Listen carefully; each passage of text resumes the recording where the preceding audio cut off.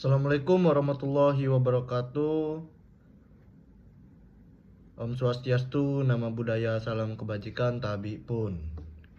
Izin memperkenalkan diri, nama saya Muhammad Raffi Abipraya Indrawan dengan NPM 24120111120. Kali ini saya akan memaparkan sedikit materi mengenai ujian tengah semester hukum perikatan. Yang pertama ada perjanjian.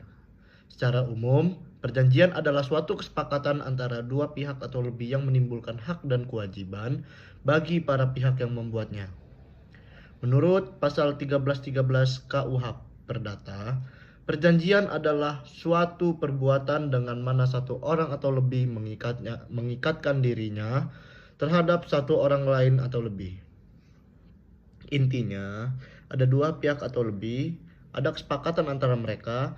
Perjanjian menimbulkan hak dan kewajiban yang harus dipenuhi masing-masing pihak. Lalu ada perikatan. Menurut pasal 1233 KUH Perdata, tiap-tiap perikatan dilahirkan baik karena persetujuan, perjanjian, maupun karena undang-undang.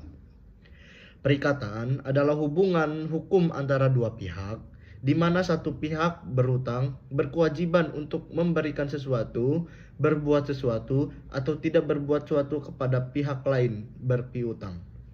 Unsur-unsur perikatan. Itu yang pertama ada hubungan hukum, diatur dan dilindungi oleh hukum. Yang kedua, pihak-pihak yang terlibat. Apa aja itu? Kreditur, berpiutang, yang berhak menuntut prestasi. Debitur, yang berutang, yang wajib memenuhi prestasi. Terus yang ketiga, prestasi, kewajiban. Memberikan sesuatu, melakukan sesuatu, atau tidak melakukan sesuatu. Contoh, dalam perjanjian, jual beli. Penjual berutang menyerahkan barang, pembeli berutang membayar harga. Singkatnya, perjanjian menimbulkan perikatan, sedangkan perikatan adalah hubungan hukum yang memuat hak dan kewajiban. Wan prestasi. Wan prestasi berasal dari kata wan, tidak, dan prestasi, pelaksanaan kewajiban. Secara hukum, wan prestasi berarti keadaan di mana salah satu pihak tidak melaksanakan kewajiban sebagaimana yang diperjanjikan dalam suatu perikatan. Menurut KUH Perdata 1243, penggantian biaya, kerugian, dan bunga karena tidak dipenuhinya suatu perikatan barulah mulai diwajibkan apabila si debitur setelah dinyatakan lalai tetap melalaikan perikatannya. Bentuk-bentuk wan prestasi. Yang pertama, tidak melakukan apa yang dijanjikan. Contoh, penjual tidak menyerahkan barang yang telah dijual. Yang kedua, melaksanakan tetapi tidak sesuai perjanjian. Contohnya, barang dikirim tapi tidak sesuai dengan spesifikasinya yang dibeli itu. Yang ketiga, melaksanakan tetapi terlambat. Contohnya, barang dikirim setelah waktu yang disepakati. Yang keempat, melakukan sesuatu yang seharusnya tidak boleh dilakukan. Contoh, menjual barang kepada pihak lain padahal sudah dijanjikan ke pembeli pertama. Nah, akibat hukum wan prestasi. Yang pertama, dapat diminta ganti rugi, biaya, kerugian, atau bunga. Yang kedua, pembatalan perjanjian. Itu biasanya oleh pihak yang dirugikan. Yang ketiga, peralihan risiko kepada pihak yang wan prestasi. 4. Pemenuhan perjanjian secara paksa lewat pengadilan. Contoh kasus, seorang pemborong tidak menyelesaikan pembangunan rumah sesuai dengan waktu yang disepakati. Akibatnya, ia dianggap wan prestasi dan wajib mengganti kerugian kepada pemilik rumah. Overmatch. Pengertian overmatch dalam kurung keadaan memaksa. Overmatch adalah suatu keadaan di mana pihak yang berkewajiban tidak dapat melaksanakan prestasinya karena ada peristiwa di luar kekuasaannya dan tidak dapat diperkirakan sebelumnya. Dasar hukumnya, pasal 1244 dan 1245 KUH Perdata. Isi pasal penting. Pasal 1244 KUH Perdata.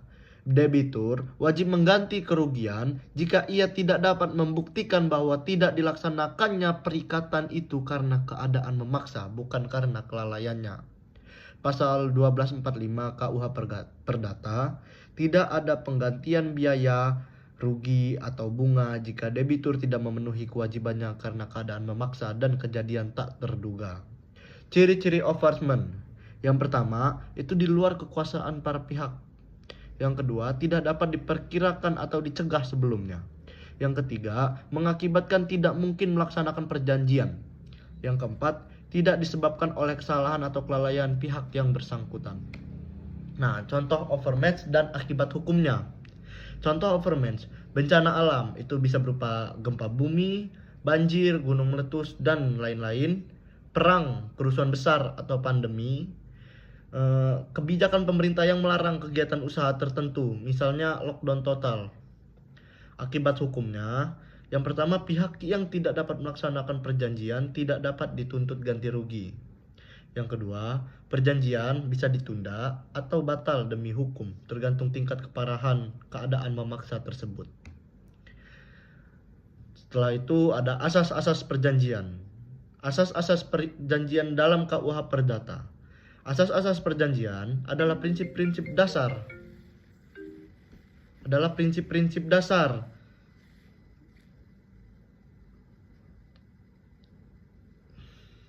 Asas-asas perjanjian.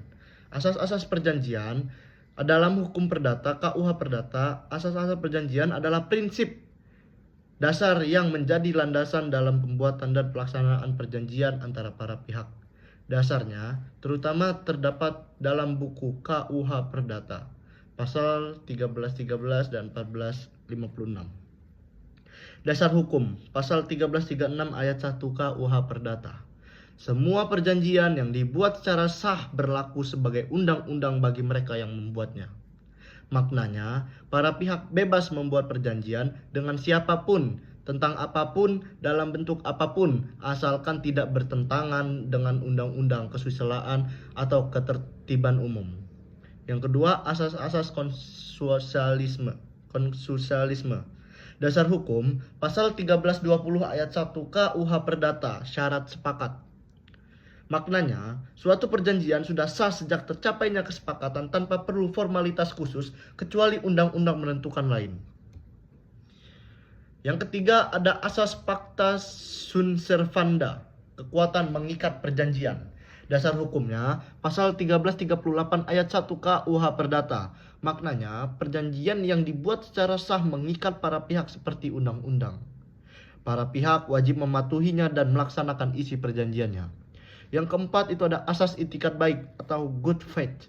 Dasar hukum, pasal 1338 ayat 3 KUH Perdata. Perjanjian harus dilaksanakan dengan itikat baik. Maknanya, para pihak harus jujur, tidak menipu, dan tidak merugikan pihak lain, baik dalam proses pembuatan maupun pelaksanaan perjanjian. Yang kelima, asas kepribadian atau personality. Dasar hukumnya, pasal 1315 dan 1340 KUH Perdata. Maknanya, perjanjian hanya berlaku bagi pihak-pihak yang membuatnya, tidak bisa membebani atau memberikan hak kepada pihak ketiga kecuali ada ketentuan khusus. Yang keenam, asas keseimbangan, fairness atau balance. Maknanya, dalam perjanjian kedua pihak harus berada dalam posisi yang seimbang. Tidak boleh lagi ada yang menekan atau memanfaatkan kelemahan pihak lain. Yang ketujuh, asas kepastian hukum, legal certainty. Maknanya, perjanjian memberikan jaminan hukum yang jelas, isi hak dan kewajiban para pihak yang harus dipastikan dan ditegakkan. Terus ada pasal 1320 KUH Perdata. Supaya terjadi persetujuan yang sah, perlu dipenuhi 4 syarat. Yang pertama, sepakat mereka yang mengikatkan dirinya. Kedua, kecakapan untuk membuat suatu perikatan. Yang ketiga, suatu hal tertentu. Yang keempat, suatu sebab yang halal. Nah, penjelasan dari 4 syarat sah perjanjian. Yang pertama, sepakat mereka yang mengikatkan dirinya. Artinya para pihak harus saling setuju tanpa adanya paksaan, penipuan, atau kekhilafan. Jika kesepakatan terjadi karena tekanan, ancaman, atau tipu daya, maka perjanjian dapat dibatalkan. Yang kedua, kecakapan untuk membuat perikatan. Pihak-pihak yang membuat perjanjian harus cakap hukum, yaitu sudah berumur 18 tahun atau sudah menikah menurut UU nomor 1 tahun 1974. Tidak berada di bawah pengampunan, misalnya karena gangguan jiwa. Jika tidak cakap, perjanjian tidak sah. Yang ketiga, suatu hal tertentu perjanjian harus memiliki objek yang jelas. Artinya, apa yang diperjanjikan harus dapat ditentukan jenis atau jumlahnya. Contoh, menjual rumah di Jalan Merdeka nomor 10, objek jelas. Yang keempat, suatu sebab yang halal.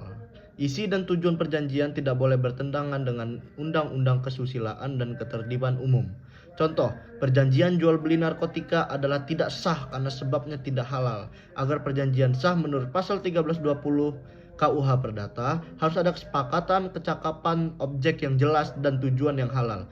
Jika salah satu syarat tidak terpenuhi, perjanjian bisa dibatalkan atau batal demi hukum. Baik, sekian dari saya. Apabila ada kesalahan atau kekurangan, saya mohon maaf. Pada Allah saya mohon ampun. Wassalamualaikum warahmatullahi wabarakatuh.